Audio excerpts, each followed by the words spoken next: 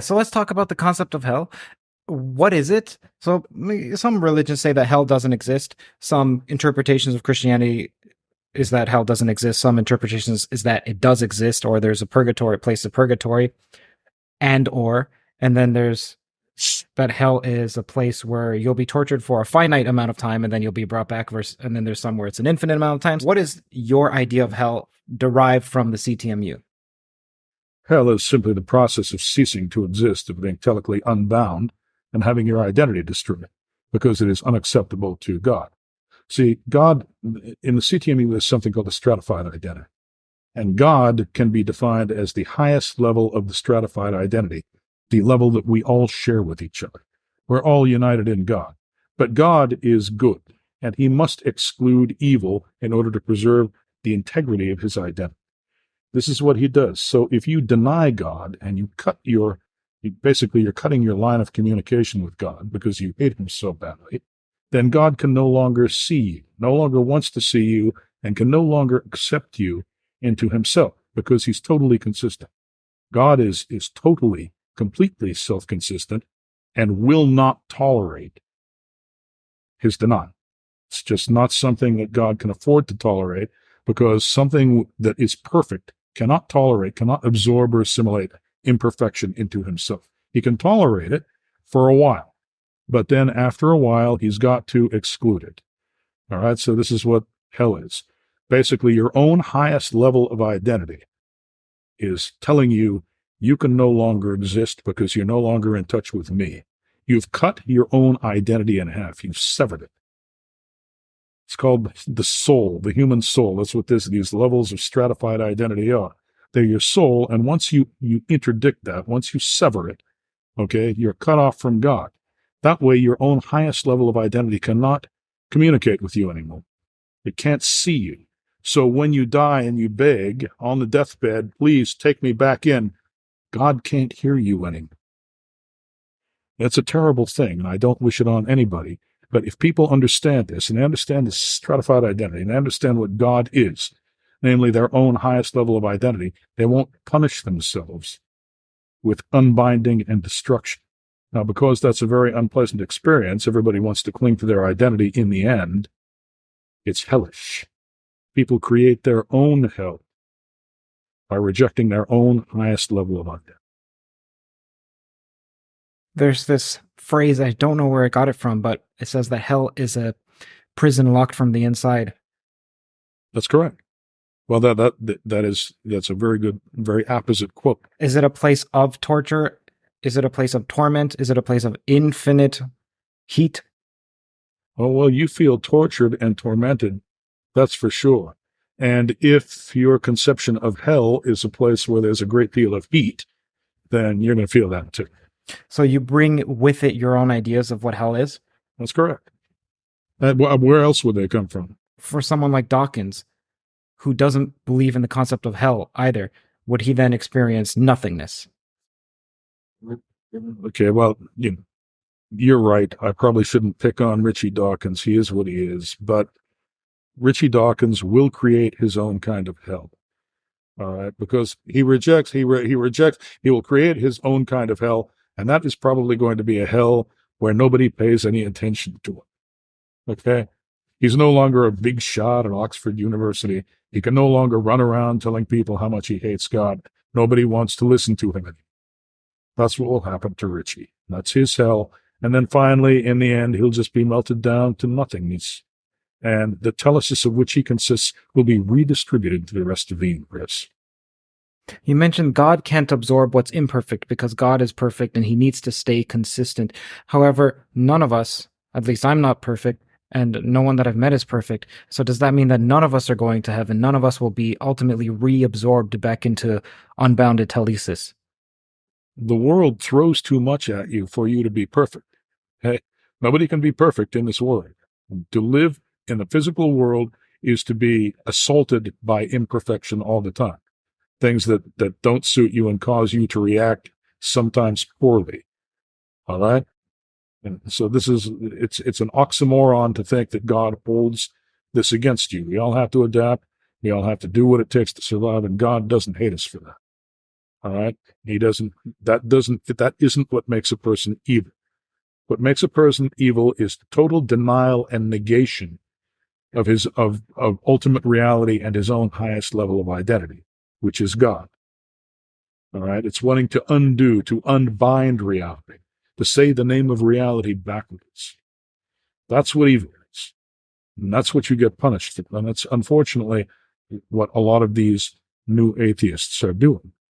There's someone like Peterson who would come out and say that, Sam Harris, you say that you're an atheist, but you say that with your words, but you don't act like that with your body because you treat people with humanity. You are concerned with the world living and not dying, flourishing. Mm-hmm. Do you agree with Peterson saying that you can say that you're atheistic but not act it, and thus does someone get saved even though they profess atheism? Well, yes, basically. The problem, however, is that once you've professed atheism, now you've got to get God's attention again. Okay? Once you've severed your soul, once you've put a cut in your soul and you've actually cut God off, now you've got to heal that severance before God can see you again. It takes a long time. It's not going to have, oh, well, I've changed my mind. I've decided not to hate God anymore. That's not good enough. Okay, it needs to go on for a long, long time, and you've really got to try and you've got to cry like a babe in the woods until God finally hears you. Okay, so it's not easy. These people are hurting themselves by cutting themselves off like that. Hey, honey, is there a light over there? You know, one of those lights, those wood lights over there? Turn on that clamp light. I want to see how that influences the. This thing is getting in my hands. What I'm getting at is almost the opposite of not all those who cry, Lord, Lord, will be saved. So on the one end, even if you claim to be a Christian or you claim to believe in God, that's not enough. You have to also act it. And on the other end, one can say that even if one says that they're against God, but one acts kindly, one acts lovingly, then does that mean that they still can be saved? Peterson would say, now he doesn't talk about heaven or hell, but he would say that you believe in God with your body. You don't with your mind. But the ultimate test is your actions. And what I'm wondering is, by their deeds shall you know them. Right. So then does that mean, to pick on Sam Harris, whom I may be interviewing at some point, so Sam, if you watch this, well, this is just for fun, to pick on Sam Harris, would you say that he, in your model, will be going to heaven or hell, assuming that Sam Harris is a good person with his actions, but professes atheism vehemently with his mouth? Unfortunately, your relationship with God cannot be feigned. When somebody is doing good acts, it could be only because they want to be recognized by others as someone who does good acts. They want the moral approval of other human beings. That's not good enough. Okay, there actually has to be the acceptance of your own highest level of identity. By the way, we have a rainstorm going on here. Now, can you still hear me? Completely fine. Can't hear a thing of the storm. Okay, good. Let's take a quote from someone who criticized you. You said, if someone denies the existence of God, then God will exclude them from reality. And then this person said, well, okay, how does Langan explain the continued existence of militant atheists like Richard Dawkins? Well, they have a physical body. They're basically cohering to their physical body, and that's what's providing them with a continued identity. They've reduced themselves, however, to pure physicality. There's not much left there. They've actually cut off their highest level of identity, and that will affect them when they are retracted from the mortal plane, and they no longer have a body here that holds them together. Then that's it for them. If God could not have been otherwise, like with your model, there are these meta laws that govern the universe. So it sounds to me like there is a bound to God. God is his own bound. God is his own boundary. He's his own origin and his own boundary. And both of those things are distributed. This is part of the logical structure of the CTMU. Okay, both of those things are distributed everywhere because God is self-composed. It consists of himself everywhere. He is unbounded. Therefore, reality itself is unbounded in every part. That's why we have free will, among other things, among the properties that we're entitled to God. Who is or was Jesus? Jesus we cannot possibly know what Jesus was because historical methodology prevents us from validating everything that was written of him in the Bible. But we know what Jesus is now. Jesus is the ideal of human perfection, someone who was willing to lay down everything and sacrifice himself for mankind. All right, that's what Jesus is. He is the image of human perfection. It is through a Jesus-shaped gateway that we can approach God. All right, we have to become perfect in order to unify with the perfection of God. So that's the way Jesus functions in the Christian religion, and the way he can function in every religion, because Jesus is our few and far between, if you know what I mean. In Buddhism, of course, Buddhism has another central figure who is Buddha, Gautama Buddha, Siddhartha. He is basically another kind of cat and tiger. He didn't talk much about God, right? You can sort of infer a conscious higher reality from some of the things that Buddha said, but he didn't actually acknowledge the existence of God.